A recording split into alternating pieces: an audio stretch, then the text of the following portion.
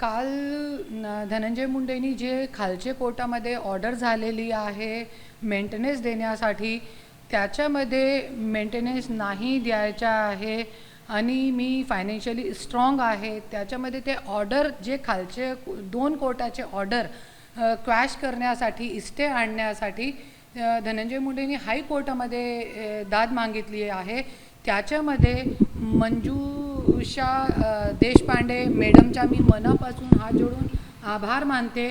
त्यांनी धनंजय मुंडेला दिलासा न देता मला न्याय दिलेला आहे आणि त्यांनी जे दाद मागितली आहे त्याच्यामध्ये त्यांनी मंजुषा न्यायालय मॅडमनी मला दिलासा दिलेला आहे की कमी ते कमी जे मुलगीचे आहे 75,000 दर महिना ते 100% त्याच्यामध्ये पूर्ण पेमेंट जे आहे त्याच्या कमी ते कमी 30 लाख रुपये असतात आणि जे माझ्या आहे 1.25 लाख रुपये दर महिना त्याच्यामध्ये 33 महिन्याच्या ते पूर्ण रक्कम 50% माझी आणि 100% मुलीची जे रक्कम आहे ते कमी ते कमी 75% असते.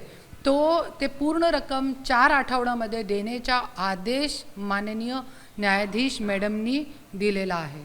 साधारणपणे 50%चा जर विचार केला तर ही रक्कम किती होते? टोटल किती देणं तुम्हाला सांगितलं होतं आता ही रक्कम किती होणार आहे? कमी ते कमी ये रक्कम जी आहे 50 लाखाचे पर्यंत होईल, क्योंकि मुलीचे जे आहे 100% देण्याच्यासाठी सांगितलेलं आहे आणि जे माझी जे रक्कम आहे ते कमी ते कमी 35 ते 40 लाख रुपये असते.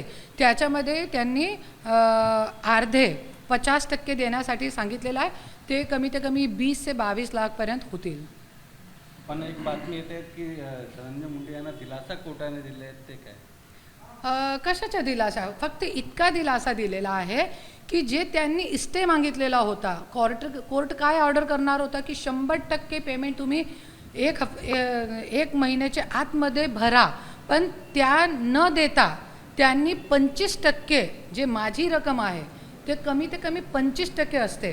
मुलीचे 100% पेमेंट द्यायला सांगितलेलं आहे आणि जे माझी रक्कम आहे आज गेले 33 महिन्याची, जे 33 महिन्यापासून आमच्या केस कोर्टामध्ये चालू आहे, ते 33 महिन्याची पूर्ण रक्कम जे माझी आहे त्याच्यामध्ये फक्त 50% देण्यासाठी सांगितलेलं आहे आणि जे और 50% आहे त्याच्यासाठी मॅडमनी 2 महिन्याचा टाईम दिलेला आहे आम्हाला से दाखल करण्यासाठी. 2 महिने नंतर युक्तिवाद होईल याच्यावरती आणि जे और 50% आहे त्यानंतर आम्हाला भेटतील.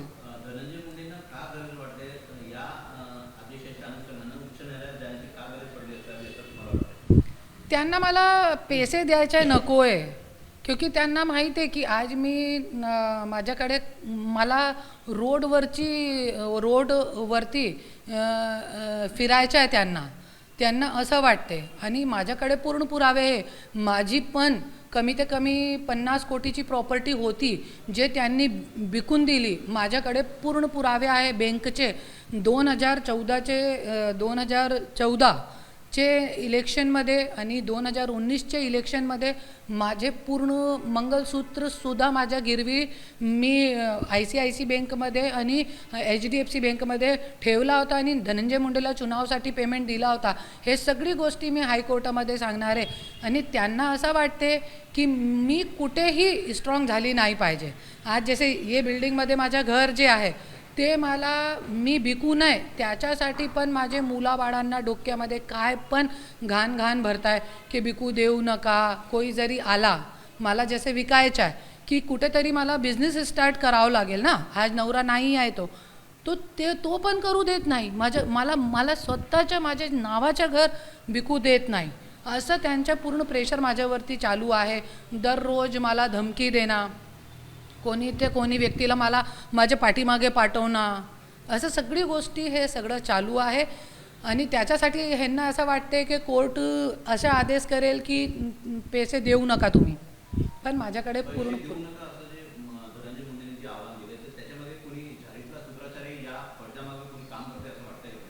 नाही जे आहे हां असा तो आहे. धनंजय मुंडे असं नाही आहे, क्योंकि मी 27 वर्षपासून ओळखते त्यांना असं पैसेसाठी काहीही नाही आहे. तो माझा नवरा आहे, अजून माझा नवरा आमचा डिवोर्स झालेला नाहीच आहे. तो त्यांना असं काहीही पैसे संदर्भात नाही आहे. पण जे पाठीमागेची, तुम्ही खूप चांगला क्वेश्चन केलेला आहे, जे पाठीमागेची दलाल गँग आहे, दलाल गँग, हां, राज घनवट, पुरुषोत्तम केंद्रे, तेजस टक्कर, वाल्मिक कराड, हे सगळे जे दलाल गँग आहे ते सूत्रधार आहे. धनंजय मुंडेची जे डोर आहे ना, ते त्यांच्या हातामध्ये आहे. तो फक्त कठपुतली आहे धनंजय मुंडे. आणि जे मला जरी फक्त थोडा जरी पैशाचा पाठबळ भेटला ना, तो आज माझ्या इतका मोठा महाराष्ट्रामध्ये नाव झालेला आहे. तो मी काय पण करू शकते हे लोकांना अंदाजा आहे ह्या गोष्टीचा. त्याच्यासाठी हे लोकांना मला फायनान्शियली डिस्ट्रॉय करायचं आहे. हे सगळी गोष्टी आहे. संतोष देशमुख यांची हत्या होऊन 6 महिने उलटून गेलेले आहेत. मात्र मुख्य आरोपी त्यामध्ये जे कृष्णा आंधळे होता अजूनही बीड पोलिसांच्या हाती लागले नाही, फरार आहे. नेमकं काय झालं असं आपल्याला काय वाटतं या संदर्भात? मला तो असं वाटते की त्यांचा मर्डर करून कुठेतरी टाकलेला आहे कृष्णा आंधळेच्या. त्याच्यासाठी आज भेटला नाही. क्योंकि महाराष्ट्र पोलीस इतके स्ट्रॉंग आहे आणि माझा पूर्ण विश्वास आहे महाराष्ट्र पोलीसवर की जरी कबरमध्ये जरी आदमी बसला जाऊन तो त्या काढून टाकू शकता. पण आज का भेटत नाही. गेले 6 महिने झाले भेटत नाही. आणि माझे सगळे कार्यकर्त्यांनी मी आदेश दिलेला आहे की सगळे अजितदादांना, अजितदादा पालकमंत्री आहे, तो अजितदादांना तुम्ही पत्र द्या की जे वाल्मिक कराड आहे, वाल्मिक कराडची हकालपट्टी जे आहे ते एरवडा जेलमध्ये त्यांना भरती करण्यात यावे, असं सगळीकडे आम्ही निवेदन दिलेलं आहे. 4 दिवसापूर्वी बापू घोगे जे आहेत त्यांचा राष्ट्रवादीच्या नेत्याचा वाढदिवस होता. त्यांनी बॅनरबाजी मोठ्या प्रमाणात केली होती. वाल्मिक कराड जे सध्या सरपंच देशमुख यांच्या हत्येमध्ये जेलमध्ये आहेत, त्यांचे देखील बॅनरवरती फोटो लागले होते. ते खूप चुकीची गोष्ट आहे आणि महाराष्ट्र कुठे चालला आहे मतलब कळत नाही आपल्याला सगळ्यांना. आणि खूप लाजास्पद गोष्ट आहे की इतका घाणेरडा माणूस, इतका विकृत बुद्धीचा माणूस, जे मर्डर करणारा आहे, तोंडावर लघवी करणारे असे लोक, खंडणीखोर, हां, असे गुंड गँग, असे लोकांच्या फोटो टाकून जरी हे लोक प्रचार प्रसार करत आहे, तो ज्या ज्या लोकांच्या त्या बॅनरवरती फोटो होता त्या सगळे लोकांचा मी निषेध करते. आणि जनताला मी आवाहन करते, येणारी निवडणूकमध्ये तुम्ही स्वतःच्या डोक्यातून तुम्ही विचार करा, तुम्हाला कोणाला निवडायचं आहे, कोणाला नाही निवडायचं आहे.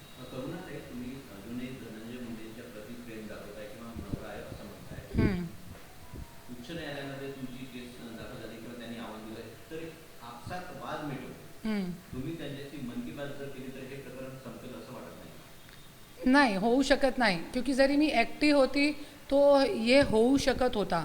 पण आज दररोज नवीन नवीन मुलगीसोबत लफडे, दारू, हे ते. धनंजय मुंडेच्या ब्लड टेस्टिंग करा एकदा, ब्लड कम दारू जास्त निघणार आहे.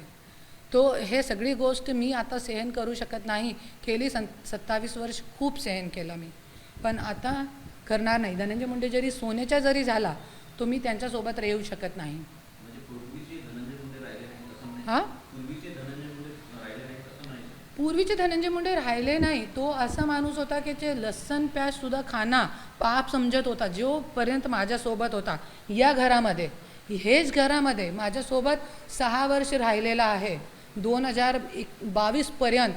पण माझ्यासोबत लसण प्याजसुद्धा खात नाही होता. माझ्याकडे पुरावा आहे व्हॉट्सअपचा. मंत्रालयामध्ये मी डिबा पाठवत होती आणि ते खाऊन मला व्हॉट्सअपवरती फोटो टाकत होते की माझी जान मी खाना खाल्लेला आहे, तुझे हाताचाही मी जेवण केलेलं आहे बिना लसण प्याजचा, असं होते. पण आज हे दलाल जे लोक आहे त्यांची स्वतःची कोणतीही मुलामुली बायको नाहीच आहे. तो त्यांना असं वाटलं, अरे जरी आमच्याकडे मुलामुली बायको नाही आहे तो हे ह्यांच्याकडे कसं इतकी चांगली बायको होऊ शकते. त्याच्यासाठी ते लोकांनी आमच्यामध्ये फूट टाकली आणि केला. पण धनंजय मुंडेला पण डोक्या होता, त्याला कुठेतरी डोक्यातून विचार करायला पाहिजे होता. अजून डोक्यातून विचार करायला पाहिजे त्यांना. पण डोक्या कुठे गेला आहे मला कळत नाही, मला माहीत नाही. आणि मी तो स्वतः लढत राहणार जोपर्यंत मला न्याय भेटणार नाही. मला देवावरती विश्वास आहे, मी खरी आहे, मला न्याय भेटणार. संतोष आंधळेंचं न मिळणं वाल्मिक कराड गँगला फायदेशीर संतोष आंधळे, न मिळणं एकंदरीत कृष्णा आंधळे हां हां 100% होऊ शकते की जसं की त्याच्याकडे खूप मोठे पुरावे असतील, त्याच्यासाठी त्यांना ऐसे गुमशुदा करण्याचा प्रयत्न करत आहे हे लोक. पण सगळं खुलासा आहे, सगळे व्हिडिओ भेटलेले आहे, बहुत एक मोका पण लावलेला आहे. देवेंद्र फडणवीस साहेब खूप चांगला न्याय करत आहे आज महाराष्ट्रामध्ये. माझ्याकडे खूप मोठे मोठे आमदार लोकांचे, मंत्री लोकांचे प्रकरण पण आलेले आहे.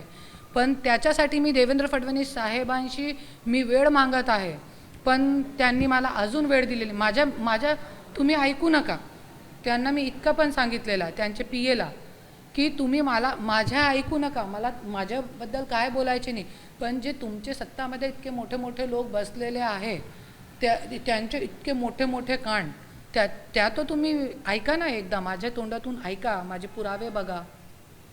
ऐकत नाही. तुम्ही लाईव्ह व्हा. धनंजय मुंडेंना जर आव्हान काय करायचं असेल तर काय करू शकता? थेट लाईव्ह व्हा. थेट मी धनंजय मुंडेला एकच आवाहन करते, दलाल लोकांच्या ऐकू नका, अजून दलाल लोकांच्या ऐकू नका. तुम्ही पूर्ण संपून गेलेले आहे. जरी तुमच्याकडे आत्ता जरी थोडीफार लाज वाटली आहे, एक महिलाला तुम्ही किती परेशान करणार.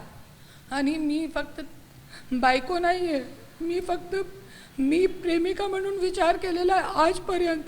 काल मला कोणी विचारलं होता की तुम्हाला माहीत नाही होतं का धनंजय मुंडेकडे इतकी प्रॉपर्टी होती, तर मी एकच उत्तर दिला त्या व्यक्तीला की नाही, मी बायको म्हणून नाही आणि मी रखेल म्हणून मी राहिली नाही त्यांच्यासोबत, मी एक प्रेमिका म्हणून राहिली त्यांच्यासोबत.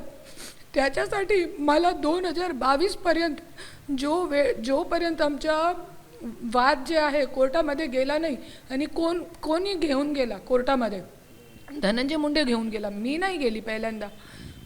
आणि मी एकच बोलते की आज जोपर्यंत आमच्या कोर्टामध्ये गेला नाही, मला हे पण माहीत नाही होता की धनंजय मुंडे काय आहे, मंत्रीची जे ताकद असते ते काय असते हे मला माहीत पण नाही होता. आणि त्यांची किती प्रॉपर्टी आहे, कुठे कुठे आहे मला माहीत पण नाही होता.